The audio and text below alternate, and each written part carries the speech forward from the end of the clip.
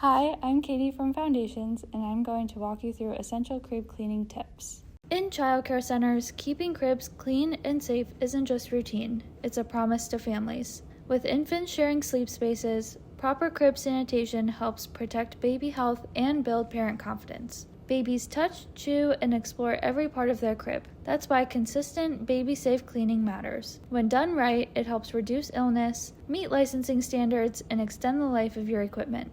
Focus on high-touch areas like rails, slats, mattresses, hardware, and corners. For daily cleaning, use mild soap and water. It's safe, effective, and gentle. Avoid harsh chemicals like bleach, ammonia, and chlorine, which can leave behind harmful residues and damage materials over time. Foundation's commercial-grade cribs are designed for childcare environments and are built to withstand daily use and frequent cleaning. Non-porous surfaces resist moisture and germs. Durable finishes hold up over time, and removable mattresses make sanitizing fast and simple. A simple routine goes a long way. Clean daily, wipe mattresses between uses, cover cribs during storage, and inspect regularly. Foundation's cribs support safe sleep, simplify sanitation, and give families peace of mind.